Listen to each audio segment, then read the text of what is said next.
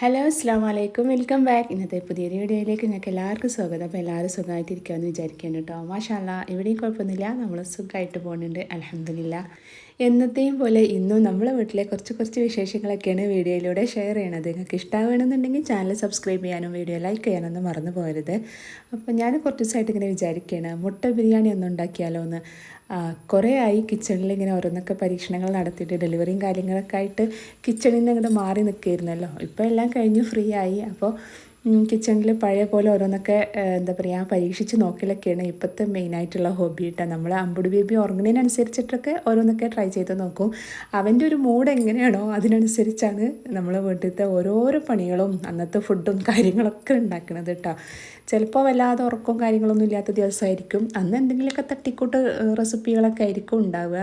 അതല്ല നല്ല മൂഡിലാണ് കുട്ടിയുള്ളത് എന്നുണ്ടെങ്കിൽ അത്യാവശ്യം നല്ലപോലെയൊക്കെ ഫുഡ് ഉണ്ടാക്കുകയും ചെയ്യും. ഇപ്പോഴത്തെ നമ്മൾ ഓരോ റുട്ടീനും പോയിക്കൊണ്ടിരിക്കുന്നത് അവൻ്റെ മൂഡിനനുസരിച്ചാണ്. അപ്പോൾ ഞാൻ ഇന്ന് എന്തായാലും മുട്ട ബിരിയാണി ട്രൈ ചെയ്യാൻ വേണ്ടിയിട്ട് കിച്ചണിലെത്തിയതാണ്. കുട്ടീനെ കുളിപ്പിച്ച് ഉറക്കമൊക്കെ ആയിട്ടാണ്. പിന്നെ ഇന്ന് കുട്ടികൾക്ക് സ്കൂളൊന്നുമില്ല, അവർ വീട്ടിലുണ്ട്. ഇനിയിപ്പോൾ പെട്ടെന്നെങ്ങാനും കുഞ്ഞ് ഉണർന്നിട്ടുണ്ടെങ്കിൽ എന്താ പറയുക നോക്കാനും നാട്ടി കൊടുക്കാനൊക്കെ ആയിട്ട് കുട്ടികളുണ്ട്. അപ്പോൾ ആ ഒരു സമാധാനം കൂടി ആയിട്ടാണ് ഇന്ന് ഞാൻ ഈ ഒരു സംഭവം റെഡിയാക്കാനും വേണ്ടിയിട്ട് കിച്ചണിൽ വന്നത്.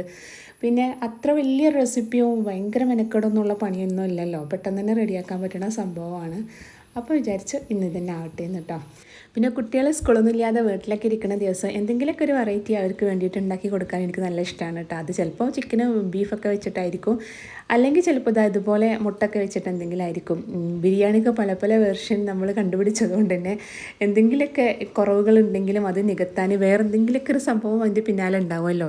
അപ്പോൾ ഇന്ന് ഞാൻ ചിക്കൻ്റെ പകരം മുട്ട വെച്ചിട്ട് ഉണ്ടാക്കുകയാണ് കേട്ടോ. ഇത് എന്തായാലും മക്കൾ കഴിക്കുമെന്ന് എനിക്ക് ഉറപ്പുള്ളതുകൊണ്ട് തന്നെയാണ് ഉണ്ടാക്കുന്നത്. മുന്നേ ഞാൻ ഇടയ്ക്കൊക്കെ ഉണ്ടാക്കി കൊടുക്കലുണ്ട്, അവർ നല്ല ആസ്വദിച്ച് കഴിക്കുന്നത് കണ്ടിട്ടുണ്ട് കേട്ടോ.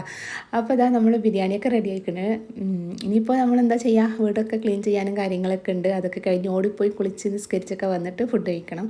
ഇപ്പോൾ എന്താ പറയുക ആസ്വദിച്ചിട്ടുള്ള പണിയെടുക്കലൊക്കെ കുറവാണ് കേട്ടോ. ധൃതി പിടിച്ചിട്ടുള്ള കുക്കിങ്ങും ക്ലീനിങ്ങും കാര്യങ്ങളൊക്കെയാണ്. കാരണം കുട്ടി എപ്പോഴാണ് എണീക്കാന്നറിയില്ല, ഓനെപ്പോഴാണ് നമുക്ക് പണി തരാമെന്ന് പറയാൻ പറ്റില്ല. അപ്പോൾ അവൻ്റെ ആ ഒരു റുട്ടീനിലേക്ക് നമ്മളങ്ങോട്ട് മാറി മാറി വരികയാണ്. അല്ലാതെ നമ്മളൊരു റുട്ടീനിലേക്ക് അവനങ്ങോട്ട് കൊണ്ടുവരാനുള്ള പ്രായമൊന്നും ആയിട്ടില്ലല്ലോ.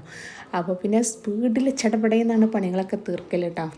അതുകൊണ്ട് തന്നെ ഞാനിന്നിപ്പോൾ ഇതിൻ്റെ റെസിപ്പി അങ്ങനെ ഭയങ്കര ഡീറ്റെയിലായിട്ട് ഷൂട്ട് ചെയ്തിട്ടൊന്നുമില്ല. പിന്നെ മുട്ട ബിരിയാണി അറിയാത്തവർ ഉണ്ടാവില്ല എന്ന് തന്നെയാണ് എനിക്ക് തോന്നുന്നത്. അപ്പോൾ ഞാൻ വിചാരിച്ചു സ്പെഷ്യൽ റെസിപ്പിയും കാര്യങ്ങളൊന്നും അല്ലല്ലോ, അപ്പോൾ പിന്നെ അതങ്ങനെ കൂടുതൽ ഷൂട്ട് ചെയ്യേണ്ട, പെട്ടെന്ന് തന്നെ പണി തീർക്കാമെന്നിട്ടാണ്. ഏത് ബിരിയാണി ഉണ്ടാക്കുമ്പോഴും അതിലിങ്ങനെ പൊരിച്ച ഉള്ളി ഇങ്ങനെ ഇട്ട് കൊടുക്കുമ്പോൾ നല്ലൊരു ടേസ്റ്റാണല്ലോ, എനിക്ക് ഭയങ്കര ഇഷ്ടമാണ് കേട്ടോ. പക്ഷേ പലപ്പോഴും ഞാൻ സ്കിപ്പ് ചെയ്യണ ഒരു സംഭവം അതുതന്നെയാണ്. ഈ ഉള്ളി ഇങ്ങനെ അരിഞ്ഞിട്ട് അതിങ്ങനെ എണ്ണയിൽ ഇങ്ങനെ മൂപ്പിച്ചെടുക്കണ ഒരു പണി കുറച്ച് നേരം ഉണ്ടല്ലോ, അപ്പോൾ അത് ഇടയ്ക്ക് ഞാനങ്ങനെ സ്കിപ്പ് ചെയ്ത് പോകും. പക്ഷേങ്കിൽ ഇട്ട് കൊടുക്കുകയാണെന്നുണ്ടെങ്കിൽ നല്ല ടേസ്റ്റാണ് കേട്ടോ. എനിക്ക് സമയമുള്ള സമയത്തൊക്കെ ഞാൻ ഇട്ട് കൊടുക്കലുണ്ട്. അപ്പോൾ അതാ എല്ലാതും കഴിഞ്ഞു, നമ്മൾ ദം ചെയ്തെടുക്കണം കേട്ടോ. ദം ചെയ്യുമ്പോൾ മേലെ കുറച്ച് മല്ലിയില, ഗരം മസാല, അതേപോലെ തന്നെ കുറച്ച് നെയ്യ്, പൊരിച്ച ഉള്ളി ഇതൊക്കെ ഇട്ടിട്ട് ദം ചെയ്യുമ്പോൾ നല്ല ടേസ്റ്റാണല്ലോ. അപ്പോൾ കിച്ചണിലെ പരിപാടികളൊക്കെ കഴിഞ്ഞിട്ട് കുട്ടികളൊക്കെ എവിടെയെന്ന് വന്ന് നോക്കുമ്പോൾ ഇതാ മോനും ഇതാണ് പരിപാടി കേട്ടോ. അവന് ഒരു കുറച്ച് നേരം ടൈം കിട്ടിയിട്ടുണ്ടെങ്കിൽ ഈ കാറും സ്കൂട്ടിയൊക്കെ കഴുകുക, വൃത്തിയാക്കുക, അതിൻ്റെ സീറ്റ് കവറൊക്കെ മാറ്റുക, ഇതൊക്കെ തന്നെയാണ് ഇവൻ്റെ പണി കേട്ടോ. അപ്പോൾ ഇന്നും അതൊക്കെ തന്നെയാണ് ചെയ്യുന്നത്. അങ്ങനെ ഓടിയിട്ട് അഴുക്കായിട്ട് കിടക്കുന്ന വണ്ടിയും കാര്യമൊന്നുമല്ല, എന്നാലും മൂപ്പർക്ക് എന്തോ ഇത് ഇടയ്ക്കിടയ്ക്ക് ഇങ്ങനെ ക്ലീൻ ചെയ്തിടാൻ ഭയങ്കര ഇഷ്ടമാണ്. ആൺകുട്ടികൾക്ക് പ്രത്യേകിച്ച് അങ്ങനെയാണല്ലോ. അപ്പോൾ ഈ ഒരു സമയമായപ്പോഴേക്കും നമ്മൾ കുട്ടിയൊക്കെ ഉണർന്നിട്ടുണ്ട്, ഒക്കെ കയറി ഇരിക്കുന്നുണ്ട് കേട്ടോ. ആൾ പുറത്തെ കാഴ്ചകളൊക്കെ കാണുകയാണ്. ഇനിയിപ്പോൾ കുളി കഴിഞ്ഞിട്ടില്ല, ബാക്കി എല്ലാതും കഴിഞ്ഞിരിക്കണം. ഇനിയിപ്പോൾ ഇവനെ വെയിറ്റ് ചെയ്ത് നിൽക്കുകയാണ് ഞാൻ. മോനുൻ്റെത് കഴിഞ്ഞിട്ട് കുഞ്ഞിനെ അവൻ്റെ കയ്യിൽ സേഫായിട്ട് ഏൽപ്പിച്ചെങ്കിലേ എനിക്ക് പോയിട്ടൊന്ന് കുളിച്ച് മാറ്റി നിസ്കരിക്കാനൊക്കെ കഴിയുള്ളൂ. റിയമോൾ നോക്കും, പക്ഷേങ്കിൽ അവളും ചെറുത് തന്നെയല്ലേ. അപ്പോൾ കുറേ സമയം അവളടുത്ത് അങ്ങനെ കൊടുത്തിട്ട് നമുക്കൊരു ആശ്വാസത്തിൽ പോകാനൊന്നും കഴിയില്ല. അങ്ങനെ എന്തായാലും കുളിയൊക്കെ കഴിഞ്ഞ് നമ്മൾ ചോറൊക്കെ തിന്ന് കുറച്ച് നേരം റെസ്റ്റ് എടുത്തു. വൈകുന്നേരം ആയപ്പോൾ ആൾ വീണ്ടും ഉറങ്ങിയിട്ടുണ്ട് കേട്ടോ. അപ്പോൾ ഞാനിതാ ഇന്നൊരു സ്നാക്കും കൂടി റെഡിയാക്കാൻ വേണ്ടി വന്നിരിക്കുകയാണ്.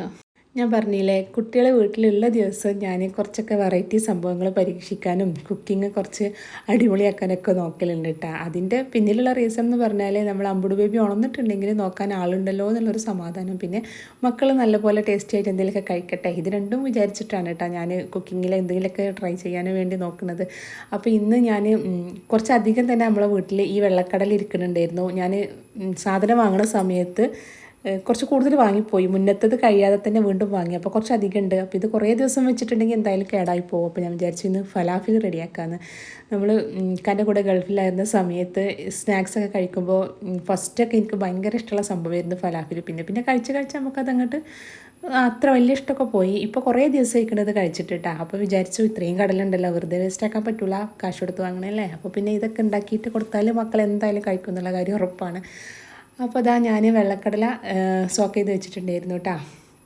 അതിനിപ്പോൾ മിക്സിയിൽ അരച്ചെടുക്കുകയാണ്. അപ്പോൾ കടല അരക്കുമ്പോൾ അതിൻ്റെ കൂടെ വേറെയും കുറച്ച് സംഭവങ്ങൾ ചേർക്കണം. ഒരു ചെറിയ സവാള കട്ട് ചെയ്തിട്ട് ഇട്ട് കൊടുക്കുക. അതേപോലെ തന്നെ കുറച്ച് മല്ലിയില നമ്മളെ വീട്ടിലുണ്ടായിരുന്നില്ല. അപ്പോൾ മുറ്റത്തെ മല്ലിയില ഉണ്ടല്ലോ, സംഗതി അറിയാമെന്ന് വിചാരിക്കുകയാണ്. ആ ഒരു ലീഫ് ഉണ്ടല്ലോ, അതും കൂടി ഇട്ട് കൊടുത്തിട്ടുണ്ട്. എന്താ പറയുക, മൈസൂർ മല്ലി എന്നൊക്കെ പറയും. അതേപോലെ തന്നെ ഒരു 5-6 അല്ലി വെളുത്തുള്ളി, ഇത്രയും കൂടി ഈ കടലിൻ്റെ കൂടെ ചേർത്തിട്ടാണ് അരച്ചെടുക്കുന്നത്. അരക്കുക എന്ന് പറഞ്ഞാൽ നല്ല പേസ്റ്റാക്കി അരക്കൊന്നും വേണ്ട, ഒന്ന് ക്രഷ് ചെയ്തെടുത്താൽ മതി കേട്ടോ. കുറച്ച് തരിതരിയായിട്ട് അരച്ചെടുക്കുക.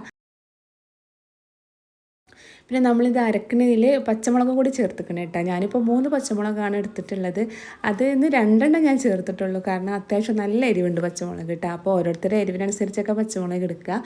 ഇനിയിപ്പോൾ അതാ അരച്ചടിച്ചിട്ടുള്ള ഈ ഒരു കടലിൻ്റെ ആ ഒരു പേസ്റ്റ് ഒരു പാത്രത്തിലേക്ക് മാറ്റിയിട്ട് അതിലേക്ക് ആവശ്യമായിട്ട് പൊടികൾ ഇട്ട് കൊടുക്കുക.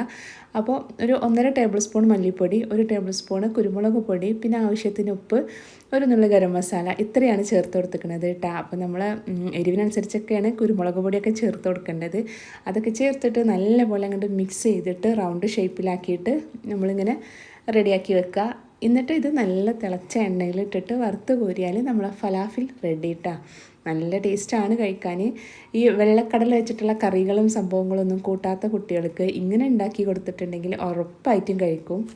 ചില മക്കൾക്ക് അത്ര ഇഷ്ടം ഉണ്ടാവില്ലല്ലോ കടലക്കറി ഒന്നും കഴിക്കാൻ. അപ്പോൾ ഇതേപോലത്തെ സ്നാക്സൊക്കെ ആകുമ്പോൾ കുട്ടികൾക്ക് ഒത്തിരി ഇഷ്ടമാവുമല്ലോ.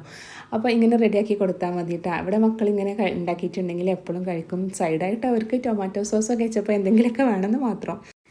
എന്നാലും കുഴപ്പമില്ല, കടലൊക്കെ അവരെ വയറ്റിലേക്ക് എത്തിക്കലാണല്ലോ നമ്മളെ ലക്ഷ്യം. ഇവിടെ കടലക്കറി കൂട്ടാത്ത ആൾക്കാരൊന്നുമല്ല, എന്നാലും കുറച്ചും കൂടി ഇങ്ങനെ ഉണ്ടാക്കി കൊടുക്കുമ്പോൾ അവർക്ക് ഇഷ്ടം കൂടുതലാണല്ലോ. പിന്നെ ഉണ്ടല്ലോ, അത് അരച്ചെടുക്കുന്ന സമയത്ത് ഒറ്റ കാര്യം നോക്കുക, ഒട്ടും വെള്ളം ചേർക്കാതെ വേണം അരച്ചെടുക്കാൻ. എന്നാലേ നമുക്കതങ്ങോട്ട് ഷേപ്പ് ചെയ്തെടുക്കാൻ പറ്റുള്ളൂ.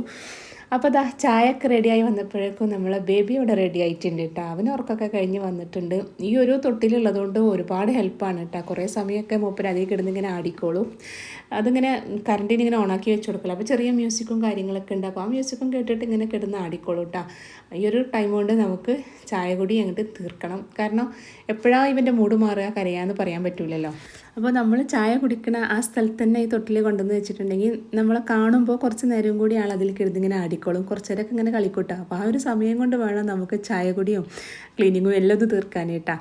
അപ്പോൾ ഇത്രയൊക്കെ ഉള്ളൂ ഇന്നത്തെ നമ്മളെ വീഡിയോ. അപ്പോൾ നിങ്ങൾക്ക് ഈ വീഡിയോ ഇഷ്ടമായിക്കണമെന്ന് വിചാരിക്കുകയാണ്. ഇഷ്ടമായിക്കണമെന്നുണ്ടെങ്കിൽ നേരത്തെ പറഞ്ഞ പോലെ തന്നെ ലൈക്ക് ചെയ്യാനും ചാനൽ സബ്സ്ക്രൈബ് ചെയ്യാനൊന്നും മറക്കരുത്. അതേപോലെ ഇതുവരെ ഫലാഫിൽ ഉണ്ടാക്കാത്ത ആരെങ്കിലും നമ്മളെ വീഡിയോ കാണുന്നുണ്ടെങ്കിൽ മസ്റ്റായിട്ട് ട്രൈ ചെയ്യുക. ഇൻഷാ അല്ലാഹ് പുതിയ വീഡിയോ ആയിട്ട് കാണാം.